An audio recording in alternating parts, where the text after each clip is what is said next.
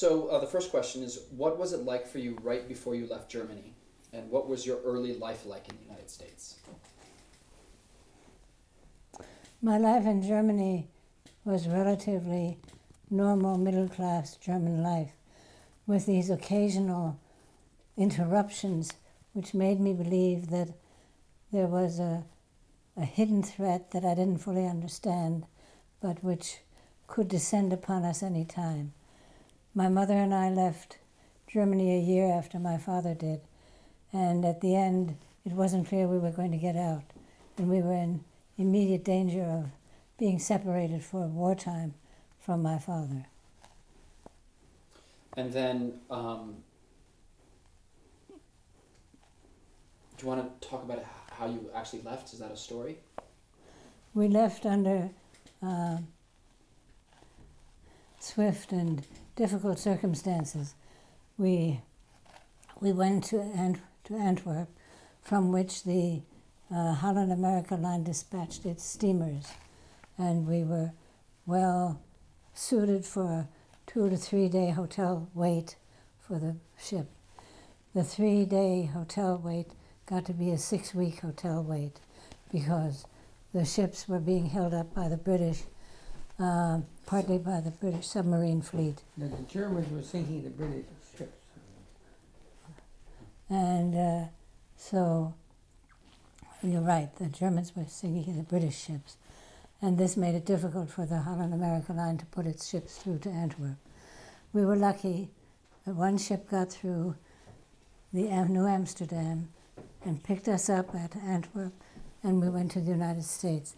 But in the meantime, there had been considerable misery because we didn't have the money to last for 6 weeks when we had come to last 1 week. And you left after the war began on September 1st, 1939, and you left Antwerp in October or November 39. Do you remember which month? November. So you were there for months. The war had broken out, which added to the hysteria in Antwerp. Yeah, and, right. So okay. You left Germany after the war began. You left for Antwerp after September 1st when the war began. Okay. What was your experience what was your early life in the United States like? It was remarkably successful and cheerful in that school, despite the fact that I didn't have English, I caught up with English in about 6 months. And after that I was in some ways better educated than other third graders, which is what I was. Due partly to our household, due partly to the different nature of German teaching. In any case, I was a success at school, and I knew I was a success at school, and that gave me confidence. On the playground, it was a different matter. On the playground, the local bullies quickly learned that calling me a Nazi would make me cross. And so I had some unfriendly receptions as well. But on the whole, I thought it was a positive and cheerful experience. We lived in a joint family household with my grandparents, my father's sister and his family, our family. So we were a big household. And my grandmother, an old-style autocrat, presided over those dinners.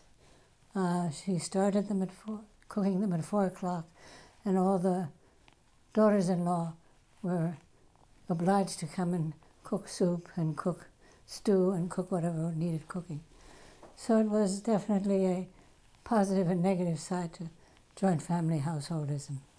Mom, while you're on that topic, while you were being bullied on the playground, did you still have pigtails with blue ribbons in them like this? And is this about how you looked when you were 9?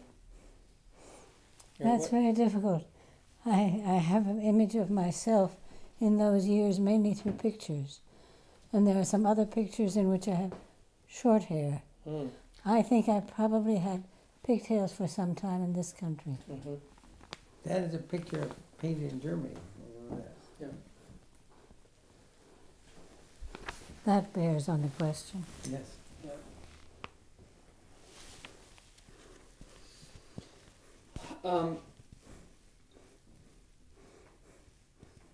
Do you remember the war ending and how that impacted your childhood, or did things change, or had you by that point really integrated into American society, into American school? Well, my father was extraordinarily adept at adapting. He was an American citizen in thought and orientation within 6 months of coming here. He was writing speeches for the Truman campaign because in 1948, because he had so successfully melted into the American centers to left establishment. And I guess I profited from the comfort he felt from that. I think the one flaw in those years that caused some misery was all the Philadelphia Americans for Democratic Action participants in the Truman campaign were appointed to the Truman cabinet. The only people who were not appointed was my father, and he felt it deeply. But to compensate him for it, he worked for the Philadelphia City Administration, and his considerable talents as a government official were used in that connection. So in some ways, the overall comfort of the household had to do with my parents' professional success. And when the Kennedy administration came along, they both went to Washington on big jobs.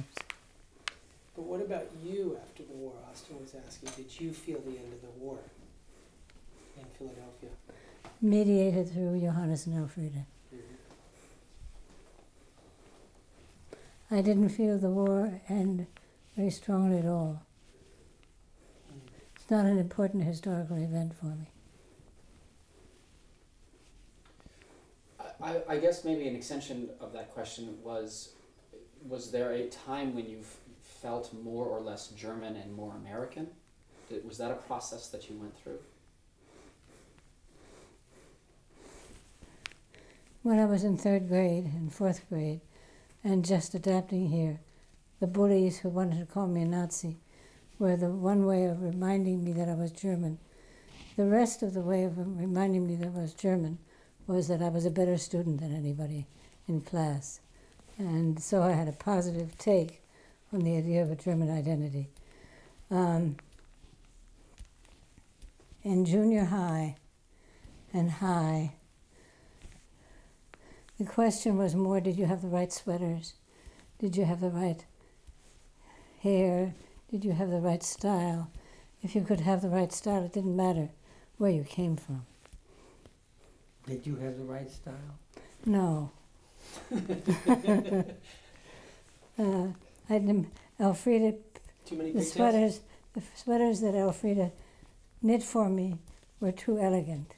The American sweaters were plain and rough and sloppy, and Elfriede couldn't make a sloppy sweater.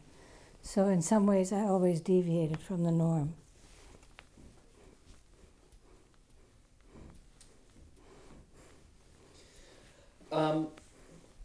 What was it like to be an undergraduate at Radcliffe and Harvard in the 40s? I was an undergraduate at Sarah Lawrence, and that was a... That's your daughter's fault for miswriting the question, not That's his. right, because she's answering it the right way. Sarah Lawrence was an extraordinarily positive experience, although I did drop out my sophomore year, so I must not have liked it my sophomore year. It was a school with a philosophy. The philosophy was that you, instead of ingesting the prescribed curriculum, you created curricula that were relevant to you and responded to those. and that was very congenial to me. And the freedom that Sarah Lawrence, the guided freedom that Sarah Lawrence allowed, was very positive for my education and gave me a hubris when I arrived at Radcliffe that I'd been better educated than most others. This is Harvard, Radcliffe. To do a PhD. When I arrived for my PhD at Harvard Radcliffe, I felt confident that I could manage that. Well, you want to say, apropos of What you did, Sarah Lawrence. Sarah Lawrence, what you were thinking and what was going on when you painted this? Nice cocktail parties. Nice cocktail party. Called it. Do you I think remember anything else about where you painted it, or what inspired you, or any of the other We elements? went downtown to New York for nice cocktail parties. Mm-hmm. We also went to New York for very sloppy and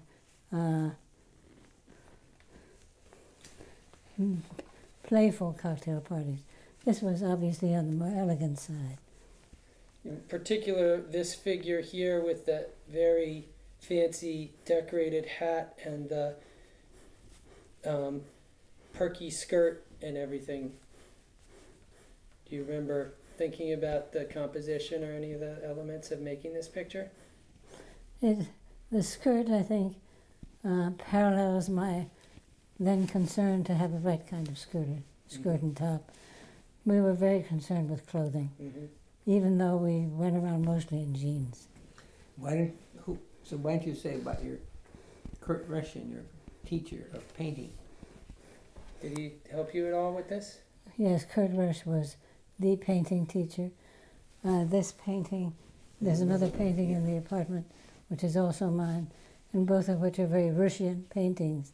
I learned a lot from him, and I thought of going into painting rather than political science. But by my senior year, I decided I would be a better political scientist than I would a painter. So I went in that direction. Well, when you want to say more about your attitude when you started graduate school at Harvard, Susanne, everyone was intimidated. Were you intimidated? No, Harvard was too formalistic. I knew from Sarah Lawrence standards that it was too formalistic, and felt under no obligation to follow the formal requirements. I did it over as far as I could into a Sarah Lawrence where I would be addressing the questions I was interested in rather than the questions they were interested in. It was a fundamentally rebellious point of view. But how long did it take you to finish your PhD? Took less time than anybody else. That's right. 51. 5 years. 4 years. 4 years. 4 years. That's a record time. So, speaking of your own questions, this is your PhD dissertation. I think this is the original binding of it. Is that right? This was the one that you submitted to your thesis advisor on, looks like it's on onion paper, presented by Susanne Rudolph to the Department of Government, April 1955. That's right. Congress in Power, Party in a Context of Asian Democracy. Do you want to say anything about asking your own questions and... Well, there were several things that were peculiar about that thesis. It was a thesis about India and Indian politics, and I finished it without going to India. The way that worked was, Lloyd was in the Army. I had to try and find a PhD while he was in the Army. And the way that worked was, he was stationed at Indianapolis, Indiana. Fort Benjamin Harrison. Fort Benjamin Harrison. And Fort Benjamin Harrison was a suburb of Indianapolis. Indianapolis had a library. The library had a head librarian who was very lonely. he didn't have a lot of business. I went to him and I asked for his help on this thesis. And there started a steady stream of correspondence between Indianapolis and Delhi, as he opened a correspondence with the Delhi party office of the Congress Party. And I received any amount of literature which the Delhi office was willing to transfer to Indianapolis Library. Yeah, So he was a great help. And he got lots of books in interlibrary loan. right. So the reason I was able to do a PhD thesis on a topic of India while not going to India was essentially this head of the Indianapolis Public Library.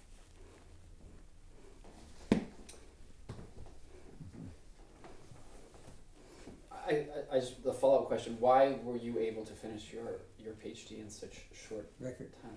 4 years. Everyone else took 7 years, 8 years. At that point, I don't think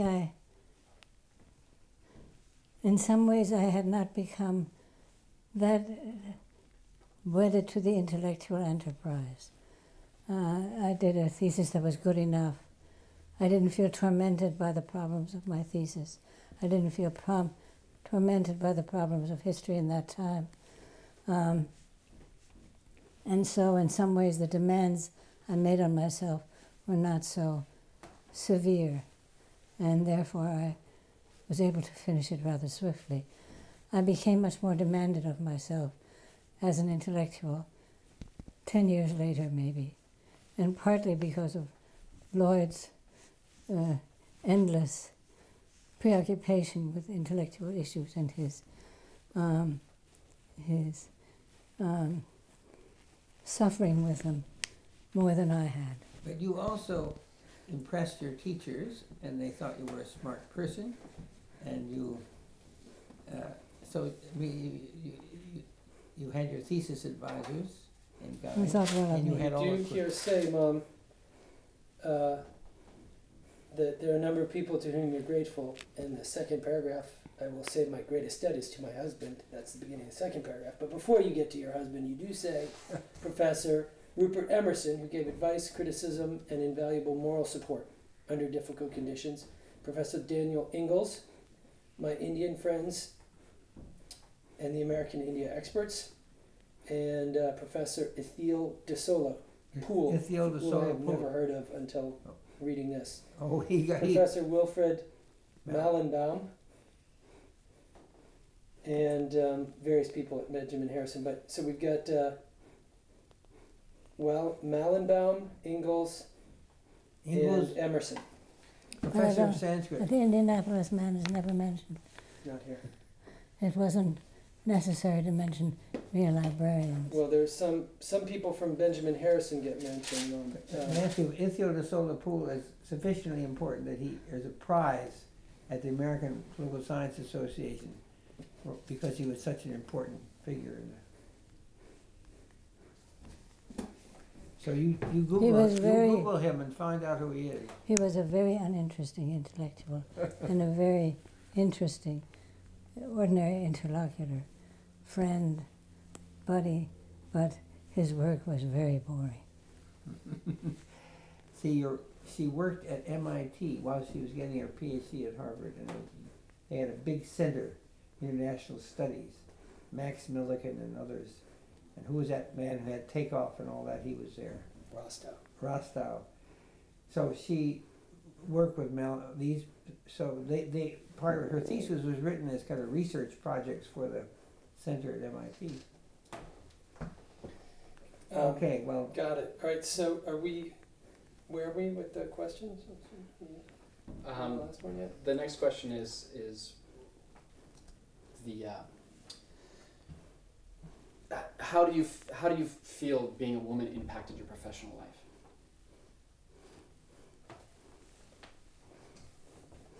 It did both. It was both advantageous and disadvantageous. It was disadvantageous in that people had conventional views about women's capacity and assumed that I had that limited extent of women's capacity that all other women had. On the other hand, I was noticeable in a class where everybody else was a male. The graduate school at Harvard did not have many women. The few women that it had were, in my class, there were Hannah Gray and Dita Sklar, both of whom became major figures in the profession. And in some ways, people, if I did well, people noticed it. It didn't sink out of sight. And it did that in part because a woman was more rare and people paid a little more attention rather than less attention. If I'd been part of 50 women, that would not have been the effect. But as I was one of, say, 30 women in a class, I was noticeable and people paid attention to what work I did. So getting attention is itself a gain. And what about once you were appointed at Chicago and Harvard. He taught at Harvard in Chicago. At Chicago, it was decided that either some Rudolph would have to be promoted to political science, and you couldn't have more than one Rudolph or one member of a family in a given department. If there had to be one member of a given family, Lloyd was selected. Whether that was because of Lloyd's virtues or Lloyd's masculinity, nobody ever said. Because I was a man, they weren't appointing initially. There was also the problem of two people in the department, right, same family. So. And then in the 60s, a number of us became part of a committee the university appointed on women.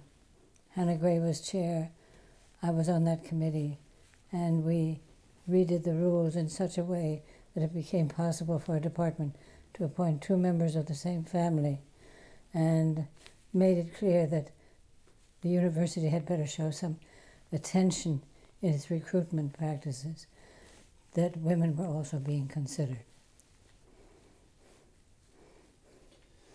Well, there was a big revolution, the Marlene Dixon case. And students occupied the building because a woman wasn't promoted. And this university was closed down for 10 days.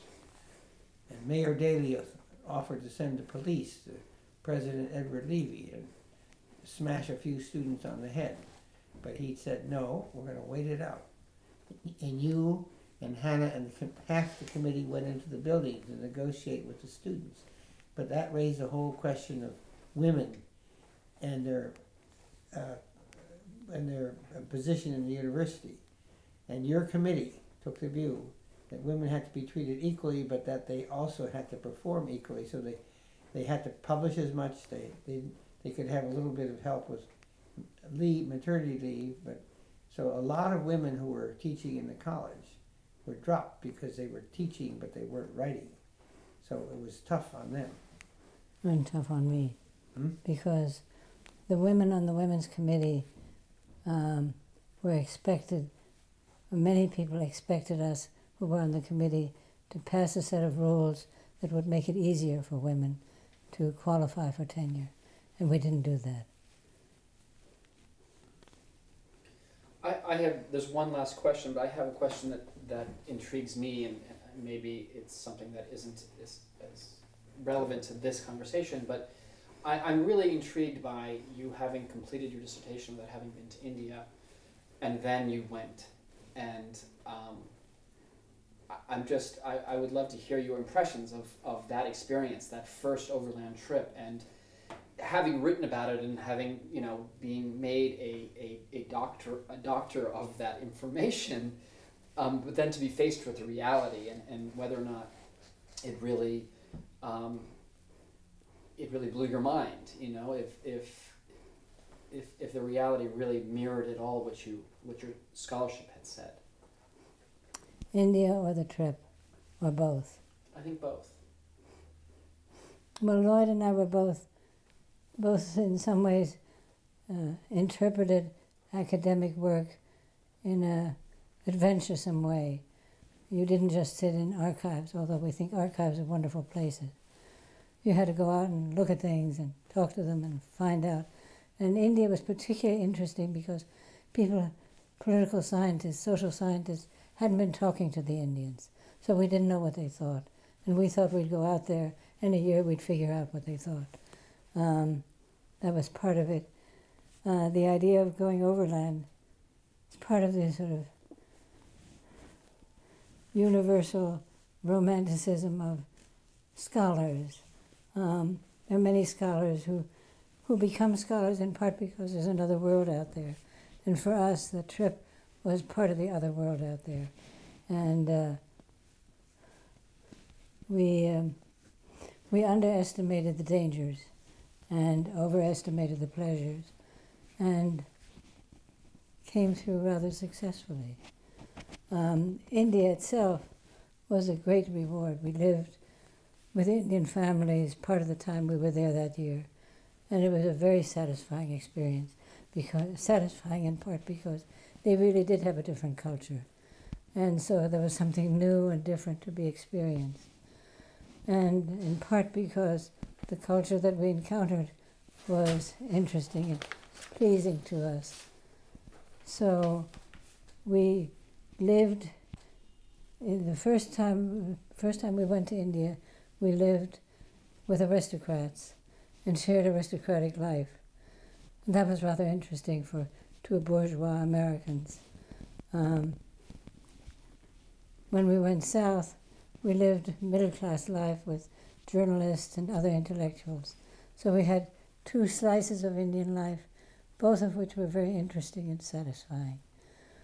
And I think one of the reasons that Lloyd and I have continued to be interested in India is because the initial impact was very, very interesting. The Rajput aristocrats on the one hand, the Tamil journalists and intellectuals on the other. It was a place one could have a satisfactory intellectual life.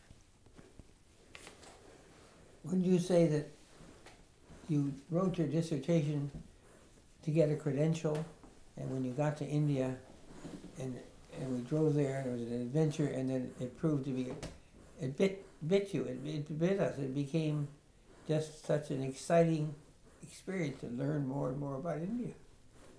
I think that's right. It was much more interesting than we thought it was going to be.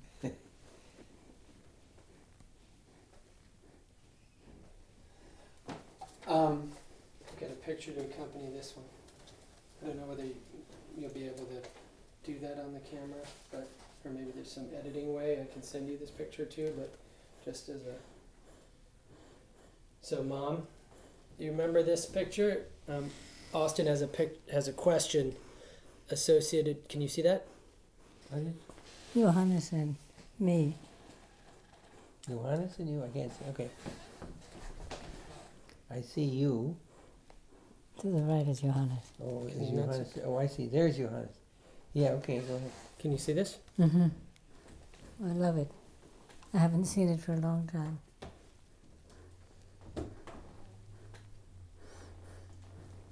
So there's a question, I think, associated with this. So the question is did you hike in the mountains as a child? And did you take your children hiking in the mountains? Yes, yes. My family were hikers in the more traditional European way. You didn't take very dangerous trips, but you took demanding ones. High mountains, but not rock falls. And when our children came along, my mother was the leader in this. She spent all winter figuring out the summer climbing trips and figuring out nice national parks that had good mountains so that we could go up good mountains. It was very much a continuation of a tradition. That's when you were a child. And what did you do with your children? Oh, but hang on, where is this picture taken? And do you remember? It's Switzerland.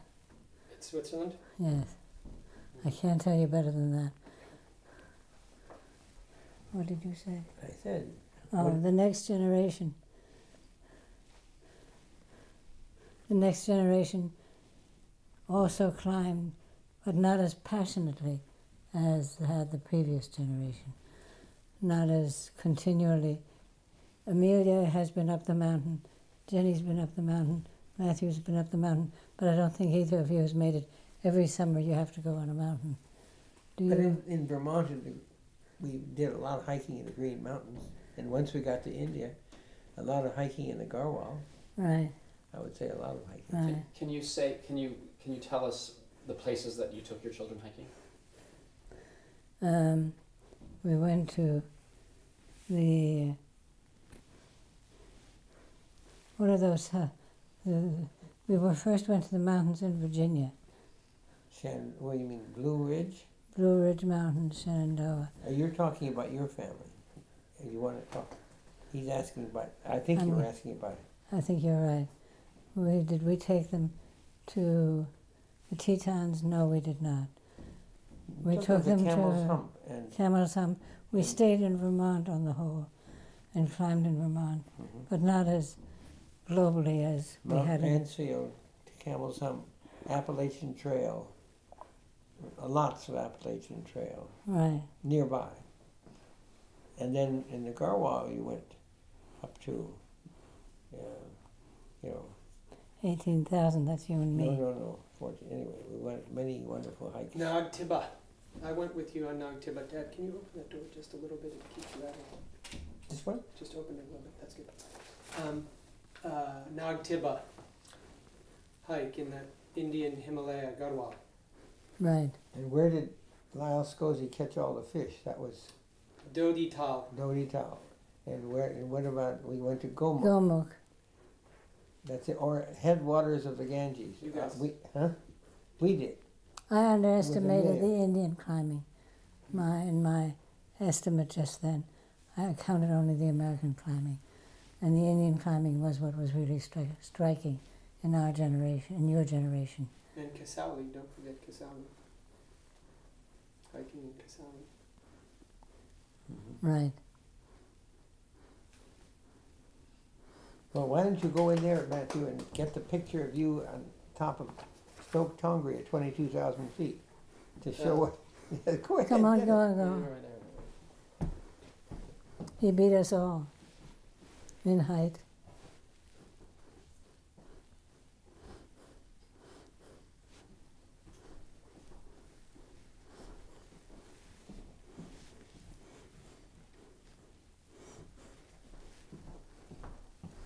You can show that off to the cameraman.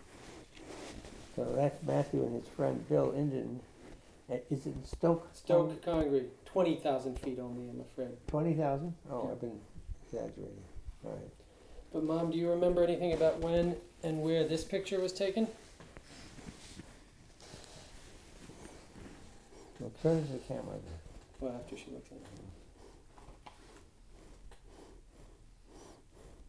I think I'm under 9, So, and therefore it's Germany. Oh, definitely Germany. Mhm. Right.